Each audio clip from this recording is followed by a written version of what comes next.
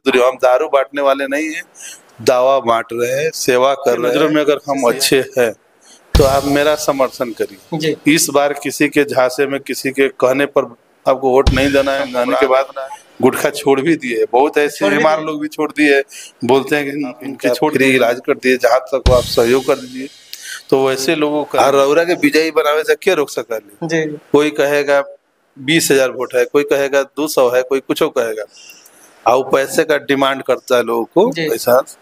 लेकिन वैसे लोगों से हम दूरी बना के रहेंगे। अगर जिनके हाथ में 5,000 वोट है मान लेते हैं, तो क्षेत्र में घूमने की जरूरी नहीं है किसी प्रत्याशी को। बिल्कुल जो पैसे देने वाले हैं, तो उन वैसे लोगों को सीधे बुला करके बैठक कर ले, लीजिए भाई आप लोग पैसा, और आप ही लोग इतना आदमी 55,000 के हिसाब से हमको वोट दे दीजिए, हम चुनाव जीत जाते हैं।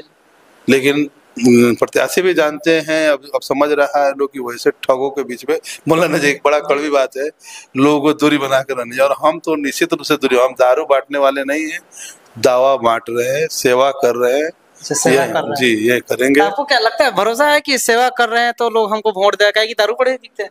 नहीं, ऐसा नहीं है। हम तो देख रहे हैं, हम बोले हैं ना कि हर गांव में 5 से 10 होते लोग वैसा, और वही लोगों को गुमराह कर देते हैं। तो हम गांव-गांव जा रहे हैं, तो यही बोल रहे हैं माता बहन से कि आप जो है इस बार डॉक्टर प्रदीप जायसवाल, हम जो है चुनाव के मैदान में आए हैं, आपके नजरों में अगर हम अच्छे हैं तो आप मेरा समर्थन करिए। इस बार किसी के झांसे में, किसी के कहने पर आपको वोट नहीं देना है, गुमराह नहीं होना है। क्योंकि आप भी जानती हैं कि जो लोग बोलते हैं कि फलाना पार्टी को देना है, तो सबसे पहले उसके खान पान को आप तो खुद जानती हैं, गुटखा खाता है, दारू पीता है, नशा यूज करता है। वो क्या कीजिए, जो अपने दांत का कहना नहीं चाहिए, जो उसका दांत जो काला हो जाता है गुटखा खाकर, वो अपने दांत का नहीं हुआ तो किसी का होने वाला है, किसी का नहीं है।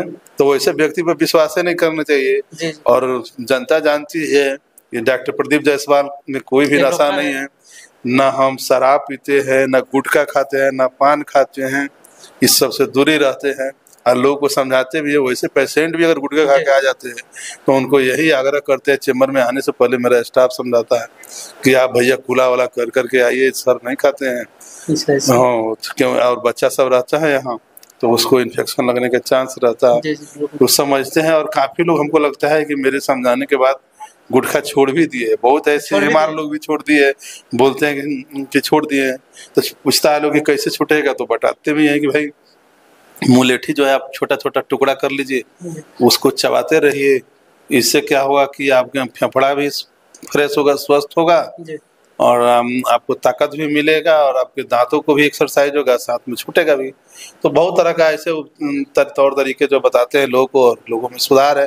और जनता पर भी हमको पूर्ण विश्वास है कि हम अपने नज़रों में जो है हर तरह से ठीक है। और जनता भी जानती है यहाँ के लोग कि ना हम चोर है, ना डाकू है, ना गुटखा खाते हैं, ना नशेड़ी है। हाँ, एक डॉक्टर है, लोगों का इलाज करते हैं, सेवा देते हैं। कुछ ऐसे लोग हो सकता है कि हमसे नाराज होंगे, वैसे लोगों के लिए आज भी हम कर रहे, चुनाव है या चुनाव के बाद भी, अगर वैसे लोग को, अगर कोई समाज के व्यक्ति हैं, वैसे लोग को भेजते हैं कि हाँ यह वास्तव में महागरीब है, हम लोगों ने ढंग से जान रहे हैं इनके बारे में, आप इनका फ्री इलाज कर दिए, जहाँ तक वो आप सहयोग कर। तो जनता के लिए आए हैं, जनता को अच्छा लगेगा तो बेहतर काम करेंगे। नहीं तो भाई हम तो बेरोजगार तो है नहीं, हमारा तो दाल रोटी चलिए रहा है। हम डॉक्टर है, ये है, किसान के बेटा है, तो खेती गृहस्थी भी करना जानते हैं। हम रोड पर तो नहीं है, लेकिन अगर जनता मौका देगी तो हम बोले ही हैं कि पंचायत स्तर पर भी जहाँ मार्केट लगता है उसका सौंदर्यीकरण हुआ, लाइब्रेरी जो जहाँ पर बुक उग्रह रहे युवा के लिए, उसकी व्यवस्था करेंगे, जन सुनवाई के लिए करेंगे। अक्ता घाट पुल है, स्वास्थ्य व्यवस्था को बेहतर करने के लिए हमारी इच्छा है कि 50 बेड का हॉस्पिटल, जिसमें सर्जन के साथ साथ महिला चिकित्सक हो, पुलिस चौकी की व्यवस्था हो, अपराध पर कंट्रोल हो, बांध की मरम्मत हो। बहुत ऐसे काम है, गिनाएंगे तो काफी समय लगेगा। महिलाओं के लिए छोटे छोटे लघु उद्योग की व्यवस्था हो, जिसमें मोमबत्ती से लेकर के पता गिलास और अगरबत्ती, बहुत सा, जिससे उनको रोजी रोजगार घर पर ही मिल जाए, जिससे उनके अपने परिवार को चलाने में, बच्चों को शिक्षा पर खर्च करने में सुविधा हो। तो ये काम करेंगे। हाँ, बिचौलिया को 1 रुपया देंगे।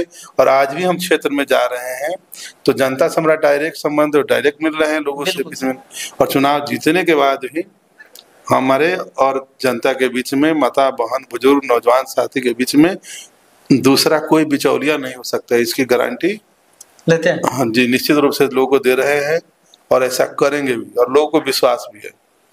सर एक लास्ट मेरा क्वेश्चन सर, रीगा विधानसभा वासियों को क्या मैसेज दीजिएगा सर? देखिए, हम रीगा विधानसभा वासियों को यही विनम्रता से आग्रह करेंगे कि सीतामढ़ी जिला है, एक तरह से ये माँ का धरती है, सीता माता का धरती है, देवभूमि है समझिए, क्योंकि बिहार में जो है इससे बड़ा देवभूमि कुछ नहीं हो सकता है। उत्तराखंड को देवभूमि बोलते हैं ना, वो सीतामढ़ी में, क्योंकि यहाँ जो है माँ जगत जननी का जो है जन्म स्थल है जहाँ। तो यहाँ के वासियों से हम विनम्रता से आग्रह करेंगे कि आप जो है माँ के धरती से है, आप जो है इस बार गलत लोगों के बहकावे में ना आकर के, कोई पैसा देता है तो ले भी नहीं, अगर ऐसा मजबूरी बनता है तो ले लीजिए, लेकिन उसको किसी गरीब की मदद कर दीजिए या मंदिर मस्जिद में जो है उसको दान कर दीजिए, लेकिन उस पैसे को कोशिश करिए कि ले नहीं, क्योंकि लेने के बाद जो है मन में लालच थोड़ा आ जाता है, तो लेना नहीं है। और जो भी व्यक्ति आपके नज़रों में अच्छा हो उसको, अगर डॉक्टर प्रदीप जायसवाल आपके लोगों के नज़र में अच्छे हैं तो पार्टी और जाति से हट करके मेरा समर्थन करिए और देखिए हम क्या कर पाते हैं। हर बार तो आप लोगों ने किसी न किसी नेता को मौका दिया है, एक बार साधारण से किसान परिवार के पुत्र हैं, डॉक्टर हैं, चुनाव मैदान में आए हैं, और हमको लगता है कि बेहतर करेंगे पूरी मजबूती से, क्योंकि हमें अनुभव की कमी है राजनीतिक, हम खुल करके बोल रहे हैं, लेकिन इच्छा की कमी नहीं है, कुछ बेहतर करने की दृढ़ संकल्प है। और हम कहते भी हैं कि सर्वहिताय और सर्व जो है सुखाय, यानी कहने का मतलब है सर्वजन हिताय और सर्वजन सुखाय का मतलब यह हुआ कि सभी लोगों का कल्याण हो और सब लोग ही सुखी रहे, स्वस्थ रहे, इसकी कामना करते हैं। और जनता का मौका मिलेगा तो हम बेहतर जरूर करेंगे। धन्यवाद। चलिए धन्यवाद। आप लोग देखते रहिए BBW News 24 यूट्यूब, फेसबुक और इंस्टाग्राम से जुड़े रहिए।